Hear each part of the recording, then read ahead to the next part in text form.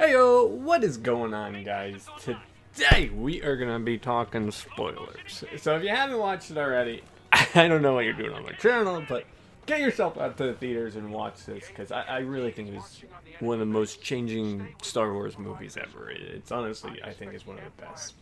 But a lot of people don't agree. So let's talk about that. Let's discuss what the heck is happening here. If you look at any site like Rotten Tomatoes, you'll see a complete divide. One half thinks it's one of the best Star Wars movies ever, and the other half thinks it's rated next to Phantom Menace. So let's see why that's happening. First off, if you just look at the reviews to back this up, you'll see that either people gave it 5 stars or people gave it 1 star. There's no in between. So eventually when the normal moviegoers see this, these scores are going to even out. You're going to get rid of the completely biased, unsaturated opinions. But going into it, let's talk about why a lot of people don't like the film. So the overall vibe of the movie was out with the old, in with the new. It's not even a vibe. It's actually quoted throughout the movie. Luke saying the Jedi must end. Kylo saying you need to kill the past. Even Yoda saying done it is. I think this is the first part that gets a lot of criticism. A lot of people loved The Force Awakens because it had all these familiar faces, as well as introduced all these new exciting characters and made references like crazy to the old movies. Fans ate the crap out of that. And there was also a lot of fans that didn't like that because it was still holding on to the old ones and it was kind of just using it, but in a new form. Not everyone's going to love it. Not everyone's going to hate it.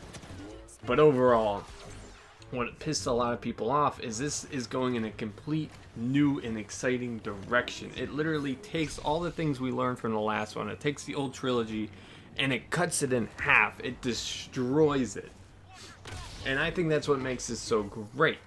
If you repeat the past too many times, it gets boring, it gets predictable. This is a new trilogy. It's not Luke's, it's not Han's, it's not Leia's story. Any ties to the old one, again, they get rid of it. And that is honestly one of the greatest things that can happen to this franchise when moving forward into the future with these films. Another thing that, a lot of people probably don't like is, in the end, this is a Disney movie. And if you look at a lot of Disney action movies, like any of the Marvel movies, you'll see a lot of these one-liners, all these little jokes that the characters say. You never saw that in a Star Wars movie before. There's no comedy in any of the original Star Wars movies. A little bit. There's a little, but not a lot. And these movies, there's a lot of it.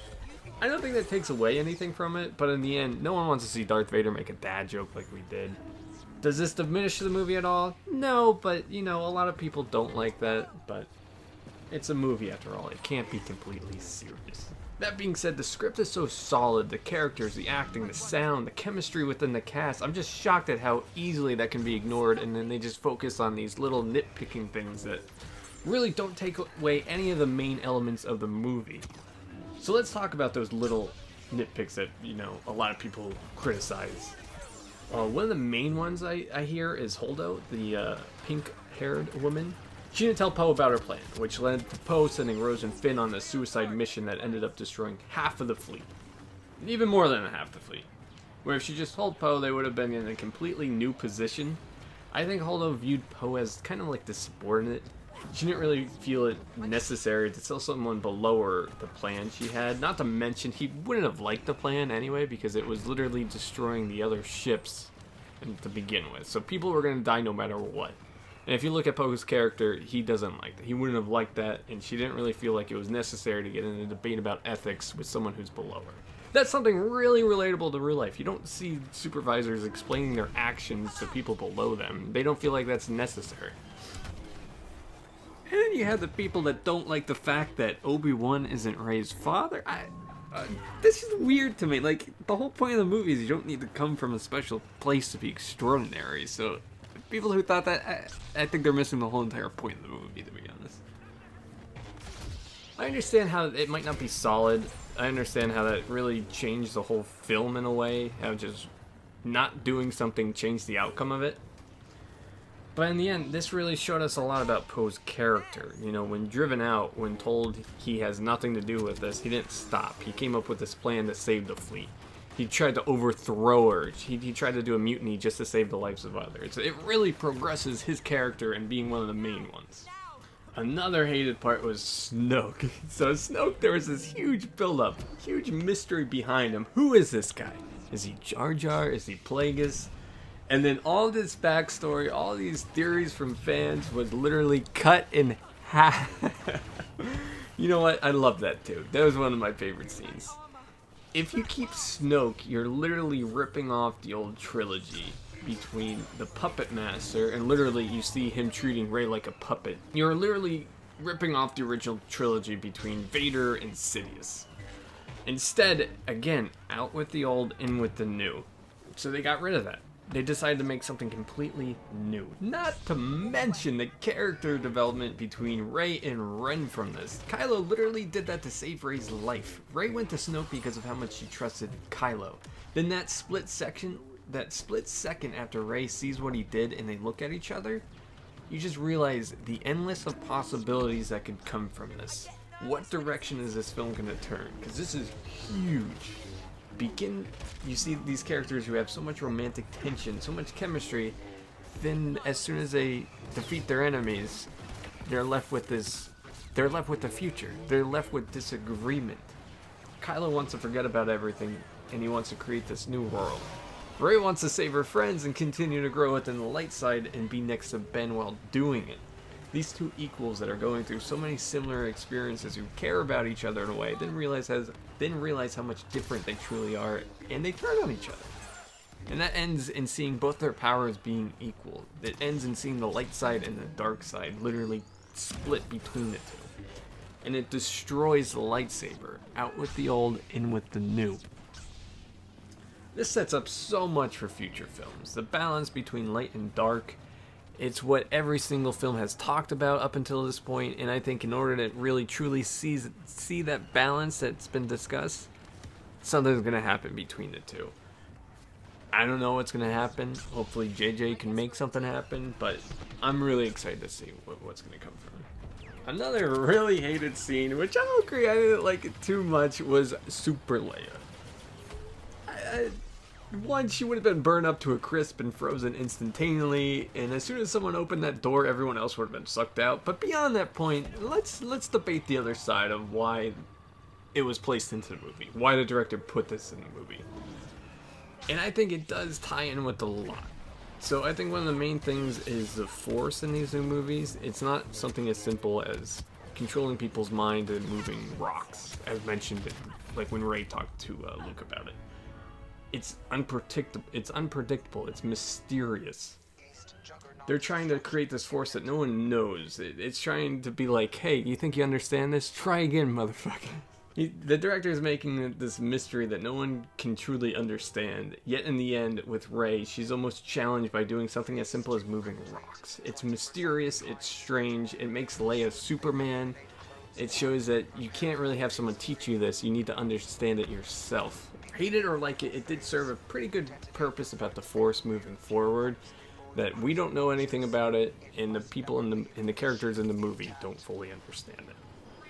Then I know a lot of people hated the Finn and Rose scenes. I have mixed feelings about it. I think it gave us an opportunity to see the expanded universe. It's almost similar to the Cantina scene in A New Hope.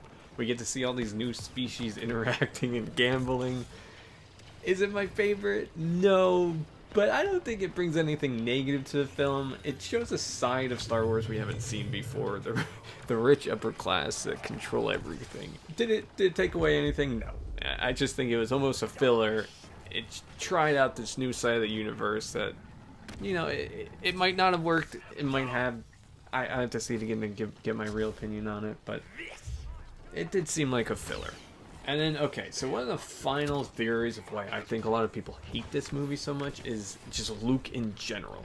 When we see Luke, we see this man who is done with the past. He's handed a lightsaber and literally throws it over his shoulder, which I think is one of the funniest scenes of the movie. I think a lot of people came into it expecting Luke to just train Rey to become the most powerful Jedi ever and have her and Luke fight Kylo and Snoke together and go on this crazy adventure, which again is just way too similar to the old trilogy. In order for the franchise as huge as Star Wars to grow, it needs to be original. It can't cling on to similarities in previous films. They can mention it, like Luke talks about how Sidious rose to power, or when Luke talks to Kylo and literally quotes Obi-Wan saying he failed him. Perfectly believable to see the state that Luke is currently in. He destroyed the Empire only to watch a complete worse power rise. He loses his sister and his best friend's son, and honestly, it's entirely his fault to begin with. He's in exile, and in the people that don't like it because it doesn't really talk about the old trilogies, this is literally still in a way the old trilogies. Look at what he did at the end. He sacrificed himself so his friends can escape. He realized that there wasn't much he can train Rey anymore, and Rey had to learn it all by herself, which is exactly what Obi-Wan did. He went into exile because he failed his training. He failed Kylo, which is exactly what Obi-Wan did and exactly what Yoda did. So there's still similarities. There's still these tiny kind of hints to the old movies, but yet it still moves in a direction going forward.